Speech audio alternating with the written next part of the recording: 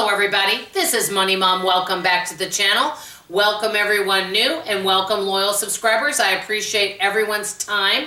Today I'm starting at episode 1. It's a brand new series called Taking It Back to the Basics, Budgeting.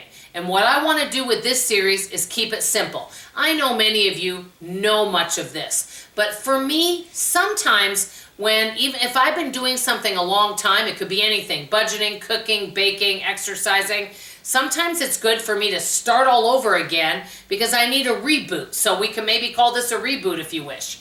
So today we're going to talk about taking it back to the basics. I have had some people reach out and say, you know what, I haven't really been budgeting very long and I'd like some guidance on this. So hopefully this will help some of you, and always make comments below if you have tips and tricks as well. That being stated, the very first thing that we need to do when starting a budget, and I know this seems like it may be common sense, but many people don't know. And as a matter of fact, in the past, I didn't always know. Know what your income is or how much money you are making a month. So we're going to say that Sally here is single, okay, and she lives in an apartment, and Sally makes $4,000 a month. She just has one job, okay? And I know my handwriting, hopefully you can read it, but anyway, she makes $4,000 a month. Now, some months she has overtime, she might make a little bit more. Now, this $4,000, just to make it easy, is after health insurance and taxes and everything are taken out.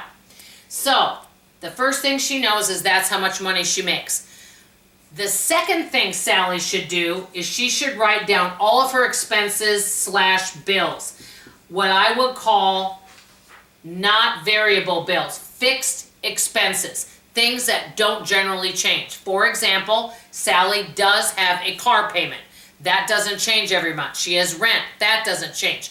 Now, just because we have fixed expenses doesn't mean it can't change. Bills do go up. People do move. People sell cars.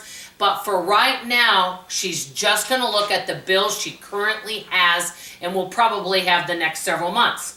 So let's say Sally figures this out and she takes all of her bills out, and after her bills or her fixed expenses, this does not include groceries and things, she has $1,000 left over, okay?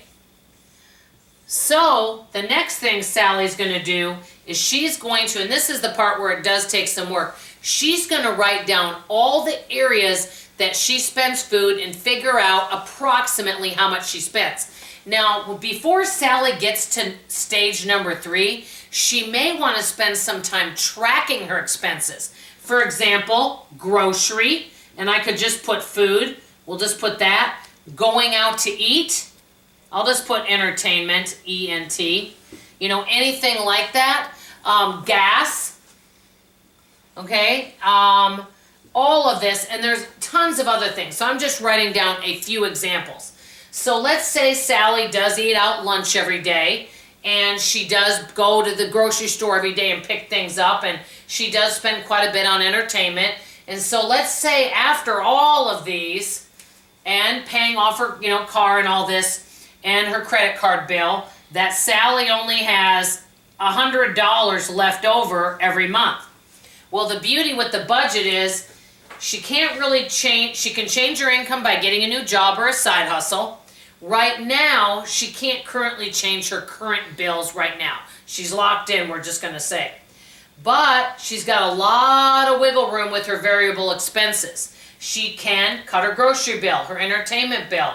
She can save on gas by maybe possibly riding with people to work to and from. She can do things that, or take the bus possibly. So she can get that $100 maybe up to more. So say Sally really works on her budget, she changes some things around, and she ends up having $500 left over after the end of the month. Now, the next step, which is number 4, is figure out what you're going to do with that $500. I'll just put $500. Figure out what you're going to do with it. Are you going to put it towards credit card debt? Are you going to put a little more on the principal on your car payment? Are you going to invest some of it? Are you going to save some and build your emergency fund? There are so many great options here. I just wanted to kind of show you the basics. The first thing we got to figure out, what is your income? What are your basic bills? And then write down all your variable expenses. But before you can write number 3 down, we got to figure out what our average is we're spending.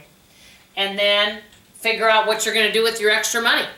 So this is just a basic video to kind of go over some of the first steps you take before you really begin budgeting.